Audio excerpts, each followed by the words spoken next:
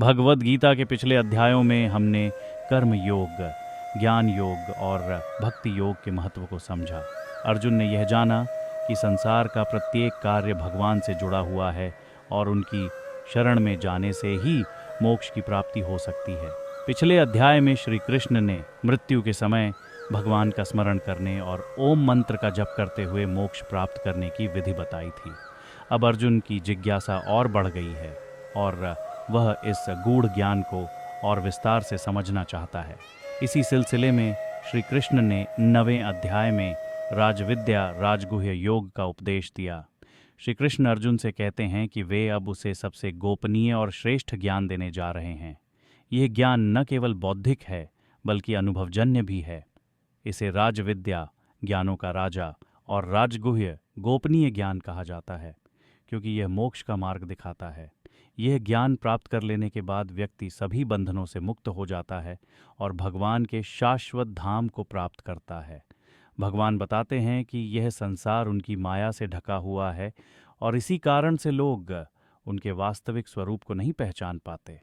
जो लोग भगवान के प्रति आस्थावान हैं और उनकी भक्ति करते हैं, वे इस माया को पार कर जाते हैं। लेकिन जो लोग अज्ञान और अहंकार में डूबे रहते हैं, वे भगवान को न पहचान कर संसार के भौतिक सुखों में उलझे रहते हैं। श्री कृष्ण यह भी बताते हैं कि वे इस समस्त संसार के आधार हैं। सभी जीव, निर्जीव वस्तुएं, प्रकृति के पंच महाभूत और समस्त जगत उन्हीं से उत्पन्न होते हैं। वे ही सबका पालन करते हैं और अंत में सभी जीव उन्हीं में लीन हो जाते हैं। लेकिन वे इस संसार से निर्लेप रहते हैं, क्योंकि यह संसार उनकी माया से चलता है। भगवान का यह निराकार और सर्वव्यापी स्वरूप ही परम सत्य है।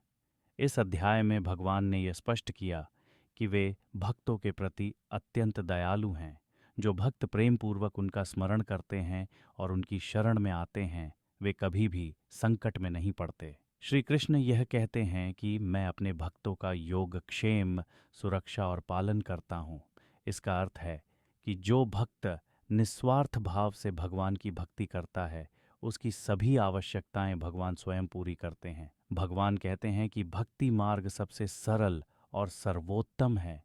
किसी भी जाति, धर्म, लिंग या स्थिति का व्यक्ति यदि सच्चे मन से उनकी शरण में आता है और प्रेम पूर्वक उनकी भक्ति करता है, तो वह भगवान के परम धाम को प्राप्त कर सकता है।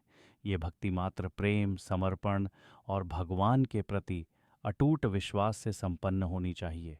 भगवान ये भी समझाते हैं कि सभी लोग किसी न किसी रूप में उनकी पूजा करते हैं, चाहे वे किसी देवता की पूजा करें या किसी अन्य वस्तु की। लेकिन जिन लोग देवताओं की पूजा करते हैं, वे अस्थायी फल प्राप्त करते हैं, जबकि भगवान की भक्ति करने वाले शाश्वत फल यानी मोक्ष को प्राप्त करते हैं। श्री कृष्ण यह भी कहते हैं कि भक्ति के लिए बाहरी साधनों की आवश्यकता नहीं है। एक सच्चा भक्त केवल पत्ते, फूल, फल या जल जैसी साधारण वस्तुएं अर्पित कर सकता है, यदि वह प्रेम और समर्पण से अर्पित हो। भगवान को प्रेम और भक्ति प्रिय है, न कि भौतिक वस्तुओं का बाहुल्य। इस प्रकार भक्ति का मार्ग अत्यंत सरल है, जो किसी भी व्यक्ति के लिए सुलभ है। भगवान ने यह भी कहा कि व्यक्ति को हर कर्म, हर सोच और हर भावना में भगवान को अर्पित करना चाहिए।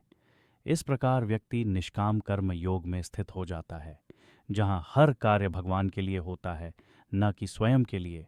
यह स्थिति व्यक्ति को कर्म के बंधनों से मुक्त करती है और उसे भगवान की शरण में ले जाती है।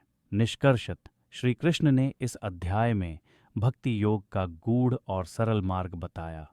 उन्होंने समझाया कि यह संसार भगवान से उत्पन्न होता है और भगवान में ही विलीन होता है, लेकिन भगवान इससे निर्लेप रहते हैं।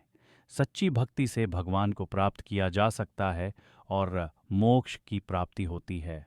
इस अध्याय में बताया गया राजविद्या और राजगुह्य ज्ञान हमें यह सिखाता है कि प्रेम, समर्पण और निस्वार्थ भाव से भगवान की शरण में जाने से ही व्यक्ति को मोक्ष की प्राप्ति होती है। आगे मिलते हैं अगले अध्याय में। धन्यवाद।